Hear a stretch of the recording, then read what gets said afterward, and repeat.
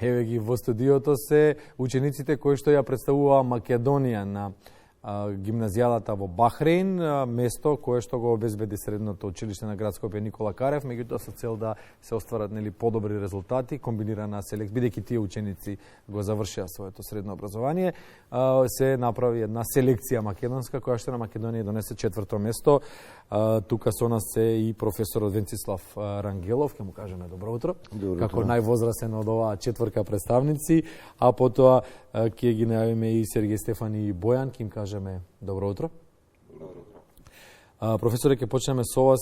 4-то место на 3x3 турнирот на гимназијадата во Бахрейн. Дали помеѓу сите тие тимови, екипи кои што беа таму, дали оваа висока позиција, во секој контекст високо е 4-то место, значи дека оваа дисциплина кај нас или овој спорт кој што веќе и олимписки кај нас полека си го добива местото што го заслужува? Па претпоставам се повеќе ќе се развива овој спорт во Македонија поради популарноста и поради тоа што е веќе стана и олимписки спорт. Овие деца прв пат заедно играа на гимназијадата во Бахрейн, прв пат заедно играа баскет и постигнаа огромен резултат. Баскетот како улична игра е еден од спортовите кои што стигна до олимписките игри.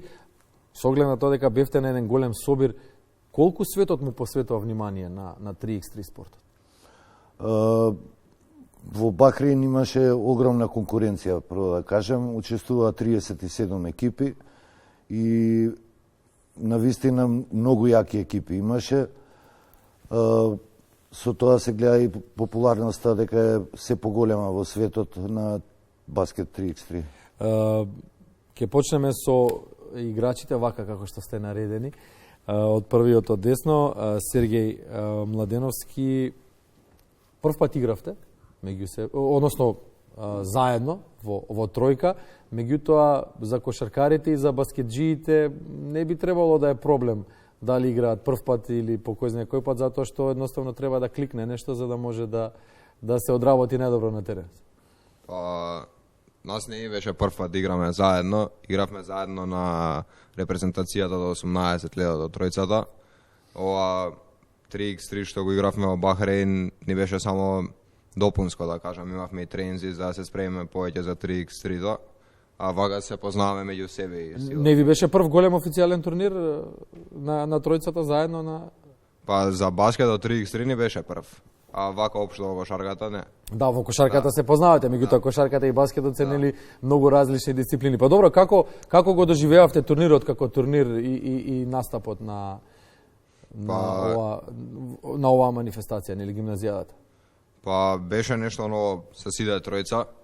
Првен што играме спорт кој не сме навикнати, да кажам, има различни правила, просторот, играчите, а општо за организацијата беше совршена. Мислам, од местото каде што бевме, што е нешто поразлично за нас и нормално организацијата и утакмиците исто така. Добро, Стефан Стојковиќ ќе го прашаме дали на македонците им пречеше високата температура таму, пустинскиот ветер во Бахрейн? Па, може би малце. Поише ни пречеше ветерот, бидејќи 3x3 баскетот кај нив се играше на отворено и имавме голем проблем со шут за 3. Кој играш на терен кај што дува многу цело време, многу е потешко да погодиш него како што сме ние тренирани во сала. Па добро, вие бевте двајца високи, најверојатно се одеше многу често преку вас долу под кошот.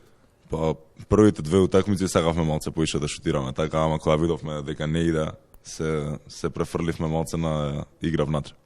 Добро, Бојан, освен тоа што бевте само тројца, товарот што го понесовте само вие тројца без замена, имаше ли некој друг момент кој што можеш да го издвоиш како сериозна пречка да стигнете до таму до каде што сакавте?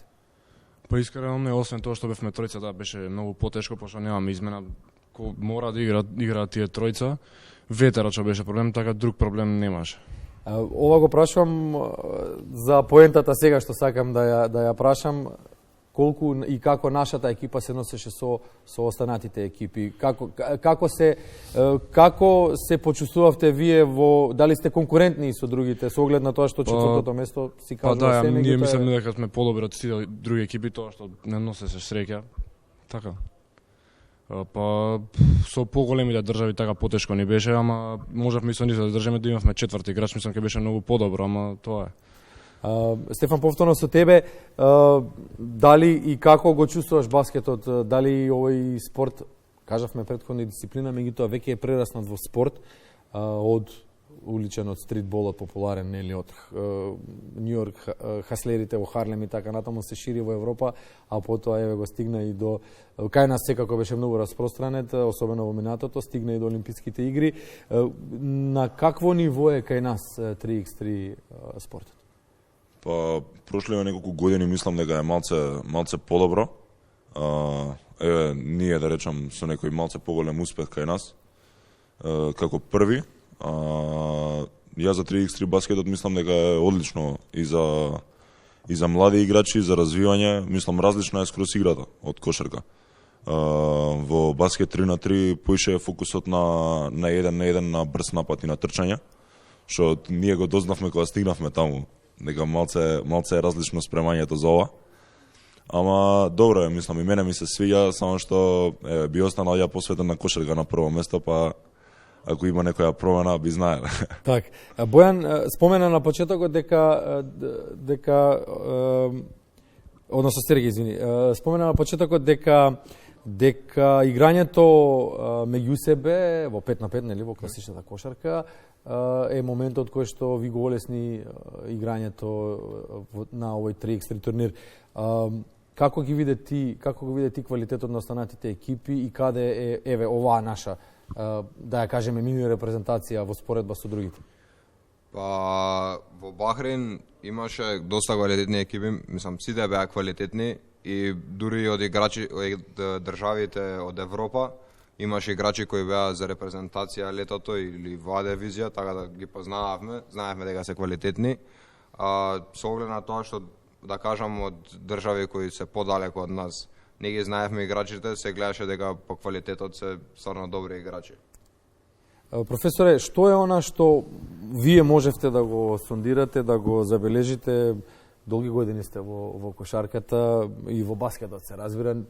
Во Македонија некако таму се црпеа порано и во минатото талентите на уличните игралишта, таму се забележуваа децата кој ја имало на нишка да стане спортист. Што вие можевте да забележите во однос на тоа што нам не недостасува тука во 3x3 конкуренцијата? Па се уште не е толку развиено 3x3 баскетот кај нас. Повеќето, да кажем, скоро сите тренираат кошарка. Кога ќе дојде лето се организираат по некој турнир во Македонија и има деца кои учествуваат и на овие турнири, но посебно посветени или да тренираат 3x3, мислам дека немаме од помладите играчи. Сега во однос на останатите, оние што беа пред нас тие 3 екипи и останатите, да ги наречеме поразвиени и поупатени во 3x3 спортот, која е разликата? Што ни недостасува тука? Па мислам дека не ни недостасува нешто со тие, например во полуфинале изгубивме од Италија, тоа не беше трет надпревар тој ден, а во групната фаза ги победивме лесно. Што значи дека заморот се направи своето да го изгубиме тој надпревар во полуфиналето. Мислам дека со 4 играчи без проблем, сега да не звучи малце препотентно, ама мислам дека со 4 први ќе бевме сигурни. Како стигна нашата селекција до, каков беше патот, како беше изборено местото таму на гимназијата во Бахрейн? Има некои квалификацијски надпревари, се играат локални средби во рамките на една земја или играте со повеќе земји? Каков е системот на надпревари за гимназијата? Па прво овде во Македонија имаше градско, па после државно првенство и екипата која е првак, да кажем, на Македонија се стекнува со право да учествува на некој меѓународен надпревар.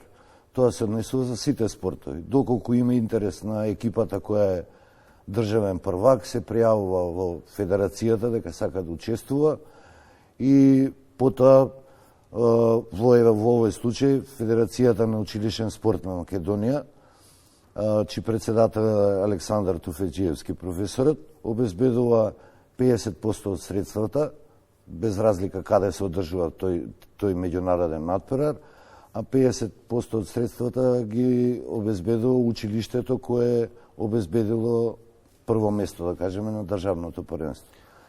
Така да, иначе во Бахрейн, кога отидовме, се направија групи, имаше 2 групи по 8 и 3 групи по 7 екипи.